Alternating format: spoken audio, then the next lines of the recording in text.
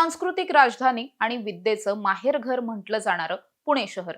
याच पुणे शहराला गँगवॉरचा खूप मोठा इतिहास लाभलाय. 80-90च्या दशकापासून पुण्यामध्ये गँगवॉर घडताय.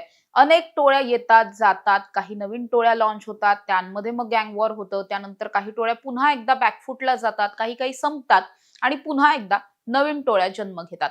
असं एकंदरीत दिसून आलंय. आतापर्यंत जेव्हा जेव्हा पुण्यामध्ये नवीन पोलीस आयुक्त आलेत, नवीन पोलीस अधिकारी आलेत, त्यांनी त्यांच्या पातळीवरती गँगवॉर थांबवण्याचे प्रयत्न केले. मात्र हे गँगवॉर काही केल्या थांबत नाही. त्याचं स्वरूप बदलतं, टोळ्या बदलतात, चेहरे बदलतात, गँगवॉर मात्र सुरूच राहतं. आणि सध्याच्या घडीला पुणे शहरामध्ये एक असं गँगवॉर भडकलंय, ज्या गँगवॉरमध्ये आतापर्यंत तब्बल 4 खून झालेले आहेत, 1 खुनाचा प्रयत्न झालाय आणि संपूर्ण पुणे शहरामध्ये प्रचंड दहशत माजलेली आहे.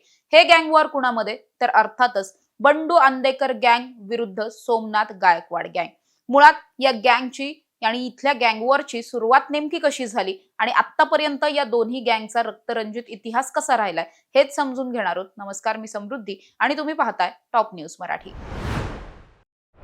बंडू आंदेकरच्या टोळीला सध्या सोमनाथ गायकवाड या टोळीकडून विरोध केला जातोय आणि याच बंडू आंदेकरच्या स्वतःचा सख्खा मुलगा म्हणजेच वनराज आंदेकरची हत्या ही सोमनाथ गायकवाड त्याच्या टोळीनं आणि आयुष कोमकरचे वडील असलेले गणेश कोमकर आणि त्यांच्या सगळ्या कुटुंबानं मिळून केलेली होती.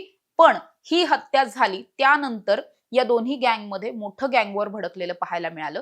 त्यामुळे मुळातच ही जी काही हत्या वनराजची झालेली होती ही पहिली हत्या नव्हती. हे गँगवॉर आधी सुरू झालेलं होतं. वनराजच्या आधी एक हत्या झाली होती आणि तिथून खरं तर या दोन्ही गँगमध्ये गँगवॉर भडकलं. मुळात सगळ्यात इंटरेस्टिंग गोष्ट अशी की अनेकदा असंच पाहायला मिळतं की एखादा एक मोठा गुन्हेगार असतो, त्याच्याबरोबर त्याच्याच खांद्याला खांदा लावून काम करणारा त्याचा एक साथीदार किंवा ज्याला आपण गुन्हेगारांच्या भाषेत नंबरकारी म्हणतो, तो नंबरकारी असतो. पुढे जाऊन त्याच्या मोठ्या जो कोणी गुन्हेगार असतो त्याच्याबरोबर वाद व्हायला लागतात आणि मग तो स्वतःची वेगळी टोळी निर्माण करतो. असं एकंदरीत पाहायला मिळालंय. तसंच या प्रकरणात सुद्धा झालंय. सोमनाथ गायकवाडची स्वतःची अशी टोळी नव्हती. सोमनाथ गायकवाड हा सुद्धा एकेकाळी बंडू आंदेकरच्या टोळीसाठीच काम करायचा. त्याचबरोबर या प्रकरणातला जो गणेश कोमकर आहे, जो आंदेकरचा जावई आहे, तो सुद्धा एकेकाळी बंडू आंदेकर साठीच काम करायचा. मात्र भविष्यात असं होत गेलं की जेव्हा बंडू आंदेकरची स्वतःची मुलं लहान होती त्यावेळेस या 2-3 लोकांनी ही सगळी टोळी सांभाळलेली होती. अतिशय बंडू आंदेकरचे विश्वासू म्हणून ओळखले जायचे. नंतरच्या काळात असं झालं की जसे वनराज आंदेकर आणि त्यांचा भाऊ कृष्णराज आंदेकर हे दोघेही मोठे झाले, या दोघांनी हळूहळू टोळीची सूत्र हातात घ्यायला सुरुवात केली. त्यानंतर मात्र कृष्णा आंदेकर आणि सोमनाथ गायकवाड या दोघांचं अजिबात जमायचं नाही. या दोघांचं कायम एकमेकांशी खटके उडत राहायचे. याच सगळ्या वादामधून असं झालं की एके दिवशी आंदेकर टोळीनं याच सोमनाथ गायकवाडचा मावस भाऊ असलेल्या निखिल आखाडेचा खून केला. निखिल आखाडेच्या खुनामध्ये कृष्णा आंदेकरचा हात आहे आणि त्याचबरोबर बंडू आंदेकरचे 2 नातवंड सुद्धा म्हणजे स्वराज आणि त्याचा जो भाऊ आहे म्हणजे त्याच्या मुलीची मुलं आहेत ही दोघं, ती सुद्धा या निखिल आखाडेच्या प्रकरणामध्ये आरोपी होती. त्यावेळेस खरं तर सोमनाथ गायकवाडनं स्वतःची टोळी निर्माण केली, कारण त्याच्या स्वतःच्या मावस भावाचा खून झालेला होता. त्या खुनाचा बदला घ्यायचा होता.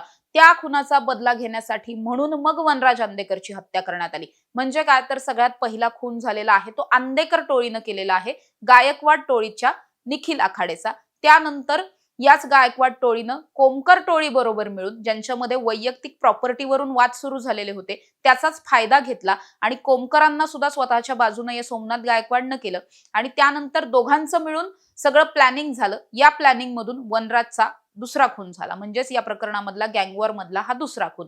त्यानंतर वनराजला ज्यांनी ज्यांनी संपवलं त्या प्रत्येकाच्याच घरातला एक एक माणूस आम्ही संपवणार अशी शपथच जणू काही या आंदेकर टोळीनं घेतली आणि त्यानुसार काम करायला त्यांनी सुरुवात केली. त्यानंतर त्यांनी सगळ्यात पहिल्यांदा कोमकर टोळीमधला एक तरुण मारला, जो स्वतः बंडू आंदेकरचाच स्वतःचा नातू होता, स्वतःच्या मुलीचा मुलगा होता, तो आयुष कोमकर. आयुष कोमकरची हत्या झाली. त्यानंतर काही दिवसांनंतर गणेश काळेची हत्या झाली. गणेश काळे हा सॅम काळेचा भाऊ होता, जो वनराजच्या खून प्रकरणामधला आरोपी होता.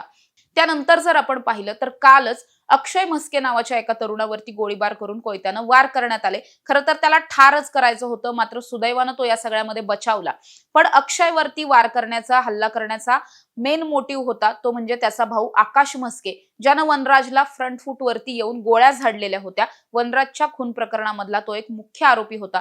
त्यामुळे अक्षय म्हस्केला टार्गेट केलं गेलं. म्हणजेच काय की सोमनाथ गायकवाड टोळी विरुद्ध वनराज अंदेकर किंवा बंडू अंदेकर टोळी आपण म्हणूयात, यामध्ये जर आपण पाहिलं तर आतापर्यंत 4 खून झालेत. निखिल आकाडे, वनराज अंदेकर, त्यानंतर आयुष कोमकर, त्यानंतर गणेश काळे आणि होता होता राहिलेला खून किंवा खुनाचा प्रयत्न आपण म्हणूयात तो म्हणजे अक्षय म्हस्के. त्यामुळे आतापर्यंत या गँगवॉर मध्ये अतिशय रक्तरंजित हे सगळं घडलंय आणि खूप कमी कालावधीमध्ये घडलेलं आहे. म्हणजे अगदी 5-6 महिन्यांच्या गॅप मध्ये काही ना काही घडतंय.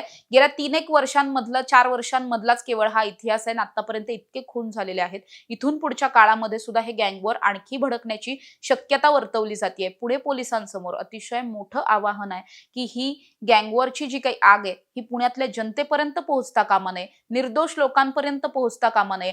त्यामुळे या दोन्ही गँगला त्यांच्या लेवलला थांबवणं, त्यांच्या सगळ्याच मेंबर्सला, त्यांच्या नंबरकारांना लवकरात लवकर तुरुंगात टाकणं, त्यांना शिक्षा करणं आणि इथून पुढच्या काळामध्ये पुणे शहरामध्ये गँगवॉर भडकू नये याची सगळी जबाबदारी सध्या पुणे पोलिसांवरती आहे. त्यामुळे इथून पुढच्या काळामध्ये पुणे पोलीस कशा पद्धतीनं काम करतात हे सगळ्यात जास्त पाहणं महत्त्वाचं असणार आहे. आणि ज्या पद्धतीनं अंदेकर टोळीनं म्हटलेलं होतं की वनराजला संपवणाऱ्या प्रत्येकाच्या घरातला एक माणूस संपवणार, खरंच ही टोळी असं काही करण्याचं प्लॅनिंग त्यांचं असेल आणि ते जर ते वर्कआउट करत असतील किंवा त्यावरती सगळी अंमलबजावणी जर सुरू झालेली असेल तर भविष्यात खूप मोठ्या संख्येनं गँगवॉर भडकू शकतं, खूप मोठ्या संख्येनं खून होऊ शकतात. कारण या प्रकरणामध्ये तब्बल 21 आरोपी आहेत. या 21 पैकी 13 आरोपी हे स्वतः स्पॉटवरती वनराजला मारायला होते.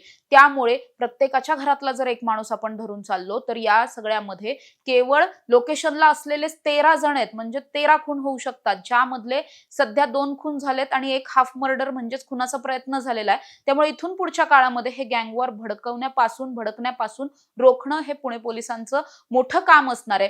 आणि केवळ हे सगळं अंदेकर टोळीकडूनच केलं जाईल आणि मग प्रतिस्पर्धी टोळी यामध्ये शांत बसेल असं नक्कीच होणार नाहीये.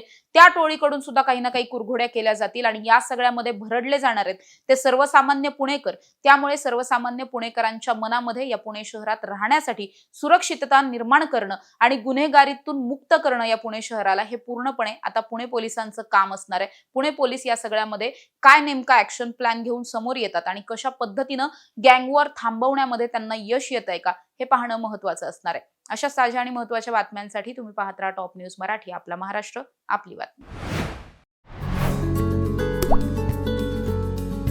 आता जोकासू STP या अत्याधुनिक जॅपनीज तंत्रज्ञानाने सुसज्ज, quick installation, energy efficient, noiseless blowers, low maintenance या आणि अशा वैशिष्ट्यांनी परिपूर्ण जोकासू STP तंत्रज्ञान प्रकल्प उभारणीपासून ते विक्री पश्चात समाधानकारक सेवा देणारी, भारताबरोबरच परदेशात देखील प्रकल्पांची यशस्वी उभारणी करणारी company Deccan water treatment private limited.